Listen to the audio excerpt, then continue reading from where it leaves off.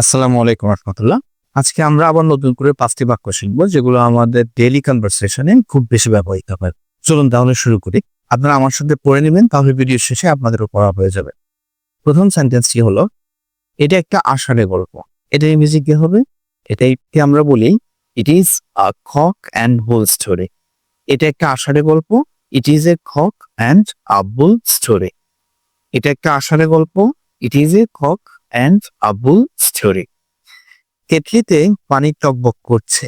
কেটলিতে পানি টকবক করছে। এটা ইংরেজি কি হবে? The water is simmering in the kettle. The water is simmering in the kettle. কেটলিতে পানি টকবক করছে। The water is simmering in the kettle. কেটলিতে পানি টকবক করছে। এটা ইংরেজি হবে the water is simmering in the kettle. ফুলটি ফুটি ফুটি করছে। The flower is about to bloom. ফুলটি ফুটি ফুটি করছে। The flower is about to bloom. আমরা আবার বলে নিই, ফুলটি ফুটি ফুটি করছে। The flower is about to bloom. আমি চেষ্টার কোনো ত্রুটি করিনি। I left no stone unturned. I left no stone unturned. আমি চেষ্টার কোনো ত্রুটি করিনি। I left no stone unturned.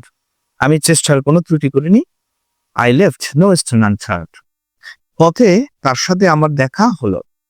I saw him on the way all of a sudden. I saw him on the way all of a sudden. পথে তার সাথে আমার দেখা হলো। I saw him on the way all of a sudden. পথে তার সাথে আমার দেখা হলো। কি হবে?